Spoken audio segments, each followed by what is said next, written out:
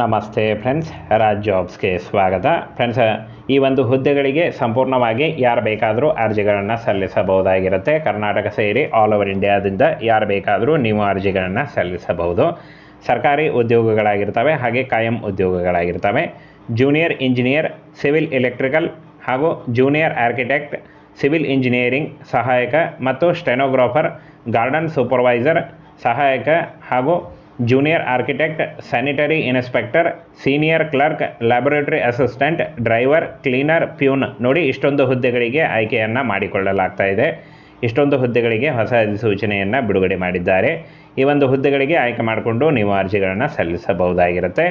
ಇನ್ನು ಹುದ್ದೆಗಳ ಸಂಖ್ಯೆಯನ್ನು ನೋಡೋದಾದರೆ 2109 ಬೃಹತ್ ಹುದ್ದೆಗಳಿಗೆ ನೇಮಕಾತಿ ನಡೀತಾ ಇದೆ. ನೋಡಿ, ಈ ಒಂದು ಹುದ್ದೆಗಳಿಗೆ ಕರ್ನಾಟಕದಿಂದ ಕೂಡ ನೀವು ಕೂಡ ಅರ್ಜಿಗಳನ್ನು ಸಲ್ಲಿಸಬಹುದು. ಸಂಪೂರ್ಣವಾಗಿ ಸರ್ಕಾರಿ ಉದ್ಯೋಗಗಳಾಗಿರ್ತವೆ, ಹಾಗೆ ಕಾಯಂ ಉದ್ಯೋಗಗಳಾಗಿರ್ತವೆ. ಈ ಒಂದು ಕಾಯಂ ಉದ್ಯೋಗಗಳಿಗೆ ನೀವು ಕೂಡ ಅರ್ಜಿಗಳನ್ನು ಸಲ್ಲಿಸಬಹುದು. ಆನ್ಲೈನ್ ಮೂಲಕ ಅಫಿಷಿಯಲ್ ವೆಬ್ಸೈಟಿಗೆ ಹೋಗಿ ನೀವು ಅರ್ಜಿಗಳನ್ನು ಸಲ್ಲಿಸಬಹುದು. ಅಫಿಷಿಯಲ್ ವೆಬ್ಸೈಟನ್ನು ಕೂಡ ತಿಳಿಸ್ಕೊಡ್ತೇನೆ. ಅಫಿಷಿಯಲ್ ವೆಬ್ಸೈಟಿಗೆ ಹೋಗಿ ನೀವು ಅರ್ಜಿಗಳನ್ನು ಸಲ್ಲಿಸಬಹುದು. ನೋಡಿ, ವರ್ಗ ಸರ್ಕಾರಿ ಉದ್ಯೋಗಗಳಾಗಿರ್ತವೆ, ಕಾಯಂ ಉದ್ಯೋಗಗಳಾಗಿರ್ತವೆ. ಈ ಒಂದು ಹುದ್ದೆಗಳಿಗೆ ನೀವು ಕೂಡ ಅರ್ಜಿಗಳನ್ನು ಸಲ್ಲಿಸಬಹುದು. ಲೋಕೋಪಯೋಗಿ ಇಲಾಖೆ PWD ಇಲಾಖೆಯಿಂದ ನೇಮಕಾತಿ ನಡೀತಾ ಇದೆ. ಹಾಗೇನು ಆಯ್ಕೆ ಪ್ರಕ್ರಿಯೆಯನ್ನು ನೋಡೋದಾದರೆ ಕಂಪ್ಯೂಟರ್ ಆಧಾರಿತ ಪರೀಕ್ಷೆ, ಡಾಕ್ಯುಮೆಂಟ್ ಪರಿಶೀಲನೆ ಮತ್ತು ವೈದ್ಯಕೀಯ ಫಿಟ್ನೆಸ್ ಪರೀಕ್ಷೆ ಮೂಲಕ ಆಯ್ಕೆಯನ್ನು ಮಾಡಿಕೊಳ್ಳಲಾಗುತ್ತೆ. ನೋಡಿ, ಈ ರೀತಿಯಾಗಿ ಆಯ್ಕೆ ಪ್ರಕ್ರಿಯೆ ಇರುತ್ತೆ. ಹಾಗೇನು ಫ್ರೆಂಡ್ಸ್, ಪೋಸ್ಟ್ ಹೆಸರು ಹಾಗೆ ಖಾಲಿ ಹುದ್ದೆಗಳನ್ನು ನೋಡೋದಾದರೆ ಜೂನಿಯರ್ ಸಿವಿಲ್ ಇಂಜಿನಿಯರ್ 532 ಹುದ್ದೆಗಳಿದ್ದಾವೆ. ಜೂನಿಯರ್ ಇಂಜಿನಿಯರ್ ಎಲೆಕ್ಟ್ರಿಕಲ್ 55 ಹುದ್ದೆಗಳು, ಜೂನಿಯರ್ ಆರ್ಕಿಟೆಕ್ಟ್ 5 ಹುದ್ದೆಗಳು, ಸಿವಿಲ್ ಇಂಜಿನಿಯರಿಂಗ್ ಸಹಾಯಕ 1378 ಹುದ್ದೆಗಳು, ಹಾಗೆ ಸ್ಟೆನೋಗ್ರಾಫರ್ ಉನ್ನತ ದರ್ಜೆ 8 ಹುದ್ದೆಗಳು, ಸ್ಟೆನೋಗ್ರಾಫರ್ ಕೆಳದರ್ಜೆ 2 ಹುದ್ದೆಗಳು, ಉದ್ಯಾನ ಮೇಲ್ವಿಚಾರಕ 12 ಹುದ್ದೆಗಳಿದ್ದಾವೆ. ನೋಡಿ ಇಷ್ಟೊಂದು ಹುದ್ದೆಗಳಿದ್ದಾವೆ. ಈ ಒಂದು ಹುದ್ದೆಗಳಿಗೆ ಆಯ್ಕೆ ಮಾಡಿಕೊಂಡು ನೀವು ಅರ್ಜಿಗಳನ್ನು ಸಲ್ಲಿಸಬಹುದು. ಹಾಗೇನು ಸಹಾಯಕ ಜೂನಿಯರ್ ಆರ್ಕಿಟೆಕ್ಟ್ 9 ಹುದ್ದೆಗಳು, ಸ್ಯಾನಿಟರಿ ಇನ್ಸ್ಪೆಕ್ಟರ್ 1 ಹುದ್ದೆ, ಹಿರಿಯ ಗುಮಾಸ್ತ 27 ಹುದ್ದೆ, ಪ್ರಯೋಗಾಲಯ ಸಹಾಯಕ 5 ಹುದ್ದೆ, ಚಾಲಕ 2 ಹುದ್ದೆ, ಕ್ಲೀನರ್ 32 ಹುದ್ದೆ, ಪ್ಯೂನ್ 41 ಹುದ್ದೆ. ಟೋಟಲ್ ಆಗಿ 2109 ಹುದ್ದೆಗಳಿಗೆ ನೇಮಕಾತಿ ಇರುತ್ತೆ. ನೋಡಿ, ಸಂಪೂರ್ಣವಾಗಿ ಸರ್ಕಾರಿ ಉದ್ಯೋಗಗಳು ಹಾಗೆ ಕಾಯಂ ಉದ್ಯೋಗಗಳಾಗಿರ್ತವೆ.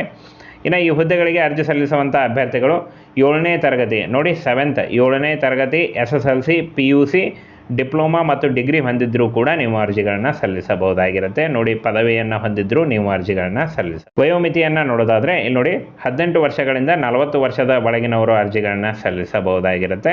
ಹಾಗೆ OBC ಅಭ್ಯರ್ಥಿಗಳಿಗೆ 3 ವರ್ಷ ಮತ್ತು SC/ST ಅಭ್ಯರ್ಥಿಗಳಿಗೆ 5 ವರ್ಷಗಳ ಒಂದು ವಯೋಮಿತಿ ಸಡಿಲಿಕೆ ಕೂಡ ಇರುತ್ತೆ. ಯಾವುದೇ ರೀತಿಯ ಅರ್ಜಿ ಶುಲ್ಕ ಇರೋದಿಲ್ಲ. ಈ ಒಂದು ಹುದ್ದೆಗಳಿಗೆ ಯಾವುದೇ ರೀತಿಯ ಅರ್ಜಿ ಶುಲ್ಕ ಇರೋದಿಲ್ಲ. ಇನ್ನು ಆಯ್ಕೆ ಆದಂಥ ಅಭ್ಯರ್ಥಿಗಳಿಗೆ 15,000ದಿಂದ 1,42,000ವರೆಗೆ ಪರ್ ಮಂತ್ ಸ್ಯಾಲ್ರಿ ಆಗಿರುತ್ತೆ. ಸಂಪೂರ್ಣವಾಗಿ ಕೇಂದ್ರ ಸರ್ಕಾರಿ ಉದ್ಯೋಗಗಳಾಗಿರ್ತವೆ, ಕಾಯಂ ಉದ್ಯೋಗಗಳಾಗಿರ್ತವೆ. ಈ ಒಂದು ಹುದ್ದೆಗಳಿಗೆ ನೀವು ಕೂಡ ಅರ್ಜಿಗಳನ್ನು ಸಲ್ಲಿಸಬಹುದು. ಹಾಗೇನು ಫ್ರೆಂಡ್ಸ್, ಆಯ್ಕೆ ಪ್ರಕ್ರಿಯೆಯನ್ನು ನೋಡೋದಾದರೆ ಇಲ್ಲಿ ನೋಡಿ ಕಂಪ್ಯೂಟರ್ ಆಧಾರಿತ ಪರೀಕ್ಷೆ ಇರುತ್ತೆ, ಡಾಕ್ಯುಮೆಂಟ್ ಪರಿಶೀಲನೆ ಇರುತ್ತೆ, ವೈದ್ಯಕೀಯ ಫಿಟ್ನೆಸ್ ಪರೀಕ್ಷೆ ಮೂಲಕ ಆಯ್ಕೆಯನ್ನು ಮಾಡಿಕೊಳ್ಳಲಾಗುತ್ತೆ.